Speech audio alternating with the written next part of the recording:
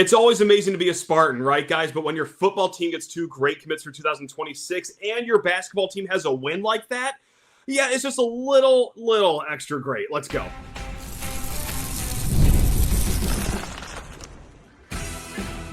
You are Locked On Spartans, your daily podcast on the Michigan State Spartans, part of the Locked On Podcast Network, your team every day.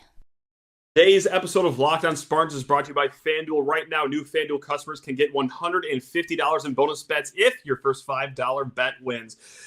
Spartan friends, Spartan family, Locked On Spartans listeners, thank you all so much for tuning in to Locked On Spartans, your team in green and white 5 days a week. Please rate, review, subscribe, do whatever makes you happy because we're trying to keep it upbeat here, and that's going to be very hard to not accomplish after your football team on the recruiting trail looks that good and your basketball team on the court in the second half of that game against Oregon, looks that superb as well. Now, guys, we have a problem, and it's a great problem. It's everything we just said. It's a really good weekend to be a Michigan State fan, and you know what? For someone that's a talking head that has to make content, that has to pick which team to start a show with, what do? You go over to your wife's purse and you grab a quarter from the year of our Lord 2000. That's right. It's got South Carolina on the back. Now, if it's tails, we're going to start with basketball. If it's heads, we're going to start football. So away we go. That's tails. We're going to start talking about basketball. That's right. Thank you, Quarter. You are the producer of today's show. Guys, let's start with a quote here from Mateen Cleaves.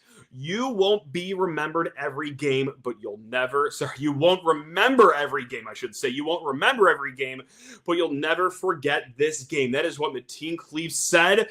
Not before the game, not after the game, but how about in the middle of the game? At halftime, during reunion weekend, he gets in the locker room when Michigan State is down 14 points. And obviously has the magic words to say to get the team fired up, to have them starting the second half on the run that they did, and come out with a 86-74 Michigan State victory. What a second half. 50-24 in the second half. And yes, we have to talk about the first half too because, another team scored 50. It obviously wasn't the Spartans. Michigan State went down 50-36 after the first half. And I saw the tweets. I saw, the people say, "Oh, Matt, you gave up on this team at halftime." I was like, no, I didn't. It was way before halftime. I gave up on this team. Michigan State got punched in the mouth repeatedly over and over and over again. They were without Xavier Booker. They were without Jeremy Fears. And really, it just seemed like every issue that we might have had out of California coming to light. Good depth isn't good enough. You actually need a bona fide star. Well, there he was, Jase Richardson, right there. Oh, hey, you know what? The front court, they kind of struggled in the California swing. I don't know if they're going to really, be anything meaningful the rest of the season. Okay, well, there you go, right there. They had a great second half, too. This was a championship response from this team. You know what? Because everyone has a plan until they get punched in the mouth. We will use that old boxing adage. And Michigan State, they got punched in the mouth. They actually got punched in the mouth the first 6 rounds, if we want to keep using boxing analogies, because that first half was a kind of an all-around disaster if your name isn't Jase Richardson. He was really the only reason Michigan State was somewhat, barely, kind of, sort of in that game.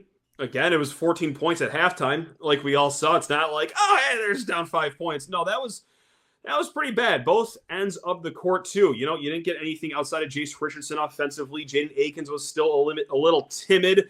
And defensively, how many times are you going to let Shellstad just run out for an open three? It was just not probably what you envision as a Michigan State fan if you were in that game. But also, if you just zoom out, it's a championship response in that second half and the whole game for what Michigan State just did in California. Went 0-2 in the road trip. Saw their Big Ten lead absolutely dissolve, and now you're tied, or I guess a half game behind Purdue, however you want to label it. But this was a big response from the team. In the second half, you saw everything that Michigan State basketball is all about. Defend, rebound. They didn't really necessarily run all that much, but hey, let's talk about the defense, right? Because Shellstad, 7 of 10 in the first half, absolutely giving Michigan State the beats. In the second half, you just forgot he existed. And maybe that was your one glimmer of hope that you had for the second half, is that if Michigan State is anything, they are a strong defensive team on the perimeter. That is where Oregon is giving you the work right now. It was very bizarre how it all unfolded in the first half. They gave a little too much help on the inside and really a lot of guys run out free on the perimeter. But you know what? In the second half, they said, hey, Jaden Akins, you're going to be in the shoes of Shellstad for this entire second half. I don't care where he's running. I don't care how many screens he's got to fight through. I don't care how far the ball away is from him. You are going to be in his waistband the entire second half. And, well, Jaden Akins, as he does, fantastic defensively in the second half. And it was just more than the Shellstad defense, right, guys? I mean, when Michigan State goes on 2 kill shots, and what that is, that's an evanmaya.com stat. That's anytime a team goes on a 10-0 run. Very easy to understand. Michigan State had 2 10-0 runs in the second half. Obviously, your offense needs to work. The defense needs to work, too. They held Oregon 0 of 8 from three-point land. They held them just 2 assists on just 6 made shots in the second half. And if it wasn't for the 18 free throw attempts Oregon had in the second half, this 12-point victory could have been markedly better for Michigan State. If you thought Michigan State was dominated in the first half, what they did to Oregon in the second half pales that in comparison. It was sensational what the Spartans did on both ends of the court. So let's talk about rebounding too. At 24-10 in the second half on the rebounding margin. They outscored Oregon 12-0 in second chance points. Jackson Kohler, 6 of his 12 rebounds in that second half. Jase had all 5 of his rebounds. As if you weren't delighted enough with his 29 points. Yeah, he was also working it on the boards. And also, let's shout out Carson Cooper. 6 rebounds on the game, 5 of them in the second half. And you know what? It's famous defense or defend, rebound, run. Michigan State only had 5 points in transition in that second half. Oregon did a really good job of shutting down Michigan State in the fast break. But let's talk about a guy that just ran things in general. And, hey, with your floor general out, well, Jase Richardson said that's not going to be an issue whatsoever because I'm the best player on the court. I don't care that I'm a true freshman. I don't care that I come off the bench for the last few games. It's me. I am him. He had 11 points in the first half, and you're thinking, wow, that's incredible, Jase. Thanks a lot for, again, keeping it worth watching in the second half here. Because without him, you're not just down 14. You're probably down closer to 19, 20 points. But 11 points in the first half. You think, how could life get any better? Well, bam. How about 18 for you in the second half? Doing it everywhere. Okay? Beyond the perimeter. Making his defenders dance on their own shoe tops inside. Just the way that he could drive to the lane and finish. Guys, it's amazing. And I know that this is very easy, borderline lazy to say after a game like this, but it's clear that he needs to play more. And you saw that after the California swing. And I'm not just saying just Jase is what you saw, because more impressively, he actually maybe had his worst game, over the weekend. Not great in California for him. For him to respond like that was amazing. But what I mean by what you take out of that California swing is that it's clear that you do need that alpha in the room, right? You saw it at the end of the UCLA game. No one was really that guy. Well, could it be Jase Richardson, who played 35 minutes tonight? And yeah, in the absence of Jeremy Fears, especially with how well he was playing, that's obviously a season and career high for Jase Richardson. He's got to play 30-plus minutes a night. And I know I'm picking the most convenient time to cry for that, but you see what he does at every facet offensively, whether it's three-point shooting. Okay, right now, Michigan State, today they were fine. Today they were north of 40%. It is far from like that every other game. He is the second best three-point shooter on this team right now, only behind Jeremy Fears, who doesn't shoot it at a high enough clip. So Jase is arguably, or maybe not even arguably, your best three-point threat. He also finishes at the rim. Not just good for a freshman, not even just good for a college basketball player, just good for any basketball player at any level. He's finishing at the rim at 70%. I mean, if you want to go back a few years, you think the star Cassius Winston, hey, he was really good at finishing at the rim. He had that little floater game too. Cassius never got above 55%, and here Jase Richardson is at 70%.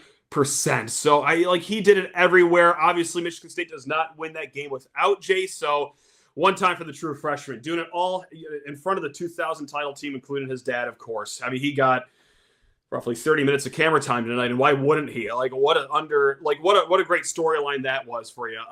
Just to shout the big man out, Jackson Kohler 14 and 12. His best game in a while. Jamon Sapala 6 and 6. Carson Cooper 9 and 6. That's a really strong showing from a front court that we had some question marks about after the California swing. That's 29 combined points from those gentlemen right there. And let's just end with Jaden Akins. He drew some, I guess, maybe ire or concern in that first half, but came to life in that second half. Offensively, 7 points, and that was after a 3-point first half where it was a little timid for him, but you know what? It wasn't just the offensive course. It was just that defense on Jackson Shellstad. 4 points for Shellstad, but more importantly, more impressively, just 3 shots from Shellstad. Akins was on him. He was just incredible in that second half. So speaking of incredible, your football team's recruiting pretty incredibly, So we're going to talk about that here in a hot second. But first, you need to talk everyone's ears off about FanDuel Sportsbook. When the game tips off, the NBA action is just getting started, and there's no better place to get in on the action. With FanDuel, America's #1 sportsbook, because with FanDuel, you can place live bets throughout the game. So even if you miss the opening tip-off and you still want to bet on that fourth quarter comeback, well, you can stay in on the action. And if you're looking for an even bigger payout, well, combine your live bets into a live same-game parlay. It is the greatest sportsbook app out there, guys. Still a little time to get in on the Super Bowl action. You already know they have the props, the same-game parlays, the last touchdown scores. Anyway, you got to spice up Super Bowl Sunday. Do it with FanDuel. And right now, guys, new FanDuel customers can get $150 in bonus bets if your first $5 bet wins. Just visit FanDuel.com to join today. Again, that's FanDuel.com for your shot at $150 in bonus bets. Make every moment more with FanDuel, official sports betting partner of the NBA. 2 big commits for the 2026 class that we're going to talk about right now, and that's going to be more football with our friend Brian Smith. He's got a new podcast, part of the Locked On Network, called The Portal. We talk a little bit about Michigan State football to end this show. But right now, look into the future. 2026 recruiting, because, hey, to start the weekend on Friday, Cade Coffman, 6'2", 185 pounds, 3 or 4-star, depending on what recruiting site you look at. He commits to Michigan State. Now, if you look at the 24/7 Sports composite, he is number 551 overall in the nation, the number 37 quarterback, and number 12 recruit overall in the state of Michigan. Now, Alan True, friend of the program here at Locked On Spartans, but also Midwest recruiting guru over at 24/7 Sports, in his write-up about Cade Coffman, he said that he will be reevaluated in a few weeks. They are going to have one of their periods where they kind of shuffle everything up in their recruiting rankings. It seemed that Allen was tipping his hand that he's going to see a bump here in the near future. He actually just saw him in person not too long ago. But yeah, with an offer sheet that wasn't just Michigan State, who was his first Power 4 offer. I mean, famously, we had Ryan O'Blenis on to talk about it. Famously, when Michigan State offered Cade Coffman, it was a very emotional moment for him and his mother. They shared that moment of holy crap, we actually have made it. We are this good here. So it's gone far beyond that. You've heard that Iowa State has been on him. He visited the Cyclones over in Ames. He visited Cincinnati. Ole Miss gave him an offer. Duke very recently offered him too. So his recruitment has been picking up here. Important for Michigan State to get the commit right now out of this kid from, again, East Kentwood, who he led to the playoffs last year. I think they finished at a 5-5 record. And that's not to say that, underwhelming with a, Power 4 quarterback. East Kentwood isn't like some traditional powerhouse in high school football. Actually, since 2010, they've only had 2 seasons with 7+ wins. So solid enough to take East Kentwood to the playoffs. I'm sure they're going to look for an improvement this year too. But you know what? Just to bring it back to Cade Coffman, the single, just personally, he trains with Ryan Van Dyke, Michigan State former quarterback, of course. And actually this season at East Kentwood, his offensive coordinator has Michigan State ties because he was the offensive coordinator over at Servite over in California, who just came from Servite, Leo Hannon. So looks like our offensive coordinator at East Kentwood has a little bit of a Michigan State pipeline over there. So found that little tidbit over at Spartans Illustrated. But why is he good? Why are we excited about Cade Coffman? Well, it's everything that you see out of anyone that's ranked as a high school quarterback. On the tape, the ball really pops out of his hands a little extra, though, than you would see out of most guys that are recruited out of high school. I do like that his legs are a weapon, whether it's extending plays in the pocket, whether it's running out of the pocket, making throws on the run, which if you look at his huddle tape, he's got a few of those dingers in there. You can't count on a kid to make throws on the run like that every time, but some of them, it's like, oh my God, that's 40 yards in a bucket, sprinting out to your right side right there. And he's also got solid pocket presence for a high school quarterback, in my opinion. So really strong pickup for Michigan State there. Important to get him this early in the cycle. Because, hey, you know what? Michigan State can start building upon that, because what's the most important recruit to get, some may say? Well, yeah, your quarterback. And, well, who does a quarterback have to throw to? Yeah, of course, a wide receiver. Hand the ball off to a running back doesn't hurt. But how about your second tight end of the class? Because on Saturday, Edward Whiting, 3 or 4 star tight end. Again, guys, just like Cade, depending on what recruiting site you look at, any way you slice it, really solid pickup here out of Sioux Falls, South Dakota. Now, Rivals is really high on this kid. They just reshuffled their whole structure of their guys not too long ago. Number 209 in the Rivals top 250 rankings. 6'6", 230 pounds, 6'10" wingspan. Yeah, you can see why he's rated as high as he is. He's the number 33 tight end on the 24/7 Sports Composite and the number 2 kid in South Dakota. So, if you think Michigan State, was just one of the only Power 4 programs, you would be sorely mistaken here, because Alabama offered him, Florida offered him, Auburn offered him, Michigan offered him.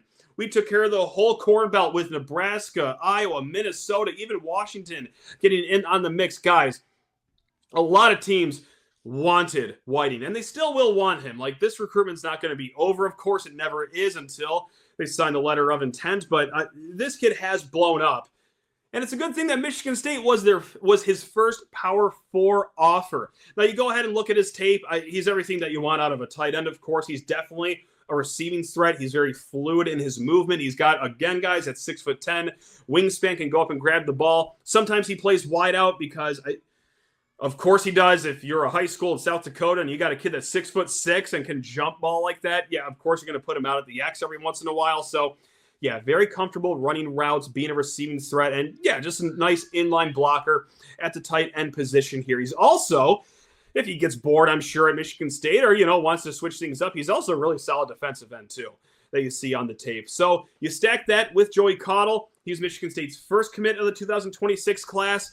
That's really strong, because this is a staff that wants 2 tight ends in pretty much every single class. Last class in 2025, they had that until Emmett Bork switched to Wisconsin. Now you only had Jaden Savory. So to stack the class, that's 3 tight ends in the last 2 classes there. And you know what? Like, that's never going to be an issue here at Michigan State under Brian Lindgren, because Michigan State, Brian Lindgren, Jonathan Smith, they love using 12 personnel, 1 running back, 2 tight ends at a higher rate, than average in the nation. So welcome, Mr. Whiting. Welcome to the 3-man class. Just to sum it all up, for the 2026 class right now, Michigan State, according to the 24/7 Sports Composite, they're 45th nationally. They're number 14 in the Big Ten. You're not going to hear us panic about that right now, because that's because they only have 3 kids in this class. A lot of other schools in the Big Ten and nationally, they got a little bit more. Like Oregon right now sitting with 10 kids. It's all going to find its level here once Michigan State stacks more kids in this class. But, hey, for a start, that's strong. That's really strong. We've been bemoaning Michigan State recruiting. Yes, the 2025 class will have some diamonds in the rough, but it's also going to be hard to sustain success when you got classes that are just ranked in the 40s. This class needs to be a good one. This needs to hum somewhere around the top 25, if not better. That's a really good start right there, getting 2 guys that are solidly, most likely going to be 4-star kids. So there you go. All right, guys, again, we're going to be joined with Brian Smith. I joined his show, The Portal, here. We're going to give a taste of that here. But, hey, guys, you know what? Love you all for tuning in. What a weekend here for Michigan State. Let's go. Leo Hannon is a really good prospect that's underrated, and Michigan State found a steal out of California, and I'm going to tell you why. He has the size at 6'4", 210. He's a quarterback with some moxie. He played in an elite league, and he has the arm strength to get the ball down the field. It kind of fits Michigan State's offense. I think he's one of the biggest steals in the 2025 recruiting class. Here to help me break him down and several other things going on with Michigan State, Matt Sheehan. What's up, Brian? You're getting ready to head to the land of the mouse, get out of the snow in the state of Michigan. So good for you. That's right. Good for you. I hope you have a good time down there. You'd have more than I would. That's for sure. But that's you got kids, you got different things going on there. So I do. That's right. And I also have got, and actually not a lot of money to burn, but we will be doing it anyway in sunny Orlando with, just like you said, that mouse baby. So yeah, I'm happy. Probably won't be the next week when I check the bank statements, but hey, you know what? While the vibes are good right now, let's talk Michigan State football. Let's get into it, man. Leo Hannon's a kid that you and I talked about on Locked On Spartans a while back. And Yep. I thought he was kind of underrated. Obviously, the head coach for the Spartans got West Coast ties. He knows LA. Give me your backdrop. I'm gun high on him. Like I just guns blazing here. He was a 3-star by most people. What do you think about that? I do remember those conversations, which at this point, like, we're bordering on a year ago now. He was one of the early commits for this 2025 class. And it's everything that you also said back on those shows. It's, 6'4", 210 pounds. He does have a big arm. He plays in arguably, maybe not arguably, the best high school league in the nation over there in SoCal. So while Servite, I think they just went 6-5 this year, 1-4 in league play. Like that's a FCS conference over there. Like, he's getting some good experience. It's insane. It is insane. But so, like, I'm wondering, okay, like, size, pedigree, he's got the competition. I guess, why was it such a quiet recruitment? And that's not to say you didn't get any other offers, like, just to rattle off a few. We had Arkansas, Arizona, BYU, Colorado, of course, and to, pick from our Big Ten brethren, Illinois, Minnesota. They were also after him, but I thought maybe a little more traction, especially as his senior year went along, seeing if anyone was going to try to swing him over to their school. But hey, you know what? He must love what Jonathan Smith has to offer because, well, I think he also fits the mold of the offense pretty well too. So I'm over the moon. I'm very happy that it was a quiet, lead up to the signing day. So we'll take it there for Leo Hannon. My biggest question for you beyond him, because again, I think he's the next QB1 after their current guy, et cetera. They'll figure it out with him in a year or so. But you got to surround him with players. And I said this to you before the show. You know what's coming here. They've got to start winning some recruiting battles against teams that right now it's not happening very much there, Matt. And those 4 schools, why don't you say those out loud for me? Which 4? It's got to be Illinois, Central Michigan. No, it's it's Michigan. Your classic Michigan. It is Notre Dame. It is Ohio State. And it is Penn State. It is the core 4 schools that Michigan State right now are in the shadows of. I know Michigan State fans aren't going to like me saying that, but that's just the fact of the matter, whether it's, the win-losses that have been going on the last few years or the recruiting trail. So as Jonathan Smith is here trying to make inroads in a Midwest program, it's time to face some big boys. And he did this cycle for at least one guy. Aiden West, Ohio State swooped in late. They were able to keep this 3-star cornerback out of the DMV area. So that was a nice little win there. But it's interesting, like, he didn't even really go after a lot of head-to-head battles. I can only name a handful that also had Michigan offers, Ohio State offers, Penn State offers, for example. But yeah, we're going to hope that he gets a little more aggressive here. But if there is one thing that Jonathan Smith does, he only gets into battles he knows he has a legitimate shot of winning, not just here at Michigan State, but he also showed that at Oregon State too. So when will that time come? Will it be the 2026 cycle? I know that's kind of going off in a tangent there, but you are right. We got to see some recruiting wins over the guys that are going to be in the upper tier of the Big Ten this year and probably years to come. Well, I mean, you look at Michigan won the title 2 years ago. Ohio State just did. Notre Dame's a runner-up. Penn State almost got there by losing. Those are 4 of the top 6 or 7 programs in the country right now. It's not easy sledding in the Midwest right now. No, it's hard to grab any headlines. Right. Yeah, you're not going to get over the hump when their Jimmies are better than your Joes. Mm-hmm. You know what I mean? It's just the way it is. Yeah. What spot do you feel the best about on the Michigan State roster? Just raw talent going in next year. Is it D-line? Is it corner? Is it receiver? I do like what they did with the receiver out of the portal. Of course, we all saw Nick Marsh. He was a true freshman, 4-star, top 150 kid out of Detroit, and he shined. He was the best true freshman in the Big Ten. That name isn't Jeremiah Smith playing the receiver position. Like, he shined for MSU. I think the kid was okay. He was fine. He got roughly 7 top 10 plays against our Michigan State Spartans that ill-fated evening, but when doesn't that happen when Ohio State plays against Michigan State? Anyway, to keep it upbeat for our Spartans here, I do like what they did in the portal. They got Christian McCray, a terrible Kent State team, but they had one shining player, and that was him. That was Big Play McCray. So you get him over to be your slot receiver, Omari Kelly out of Middle Tennessee State, and some other depth pieces too.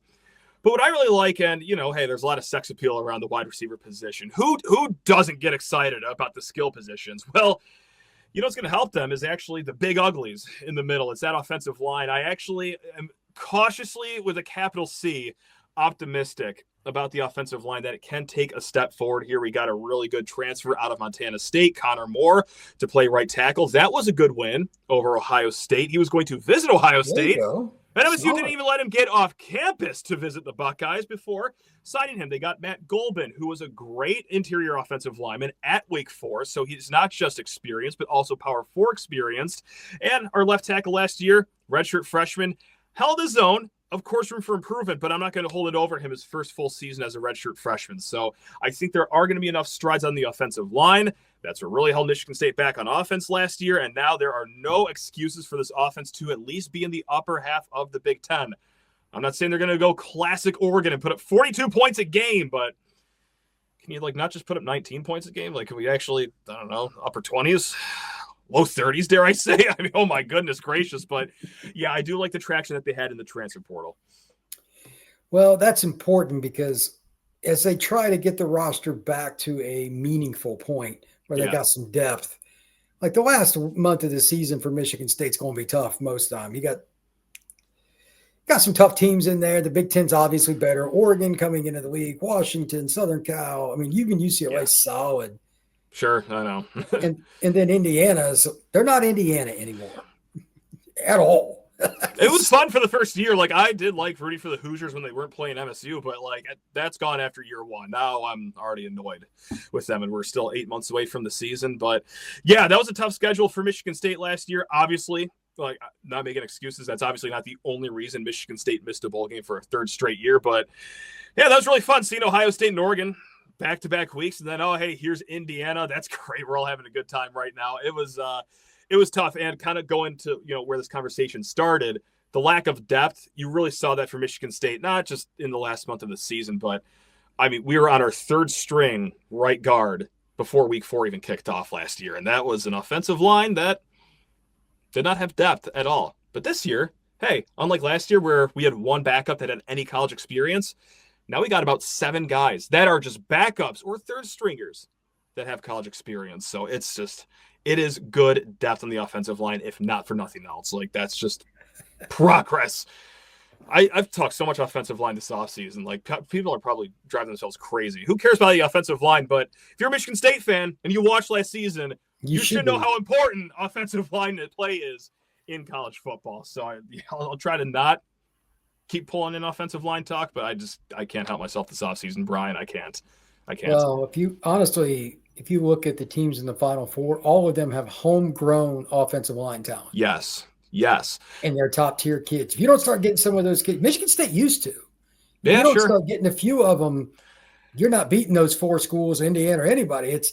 That's where I think it's probably the easiest. Michigan State's got a lot of tradition in the trenches. They do, and I kind of like the recruiting so far under Jim Boholchek. He's the offensive line coach they got from Oregon State. So this 2025 class, just 3 offensive linemen, but stacked to last year's class. And if you include Andrew Dennis, who transferred before he was even at Illinois for more than 3 months, okay, that was 6 offensive linemen in that class. So the last 2 classes, 9 offensive linemen, which I think is important. And if Jim Boholchek is who everyone says he is, this great producer of talent, this great developer, then okay, I see the vision at least. It might be another year or 2 before we start seeing those 9 guys, but at least the foundation is there. Now let's just chisel something out of it. Please, for the first time in years, I want to see something, guys. Come on. Before I get you out of here, Matt, the last thing I'm going to ask you, what is it that Michigan State fans should expect next year that's an upgrade just in general? Is it going to be QB play? I mean, obviously he's experienced. That's an easy one, but is it something else? What do you think is going to be the improvement? I think it has to be QB play, and there was really no excuse for it. I know all offseason we've talked about, hey, there's no excuse for Jonathan Smith, Brian Lindgren, but there's also no excuse for Aiden Childs now at this point. I mean, he isn't every talking point that we had last year early on of, he's a young 18-year-old kid about to be 19, has never started in college. He's working out the kinks. No. Now this is your 3rd year in college, your 2nd year being the starter. You got offensive line upgrades on paper. You have your star receiver over there in Nick Marsh. You have complementary pieces. It has to be Aiden Childs, and I think that he did show growth throughout the year. Michigan State fans, it's the most polarizing topic. Hey, how did Aiden Childs do last year? Some people say great, untouchable. Some people say just throw him in a trash can and send him over to Eastern Michigan. We're done with him. I think we did see progress. So let's see if we can keep that rolling here with, just like we said, improvements everywhere around him, I think. So it's got to be Aiden Childs. And if it's not, fourth straight year of doing disappointing episodes on Locked On Spartans, Brian. I'm kind of sick of it. I want to be happy on Saturdays. Please.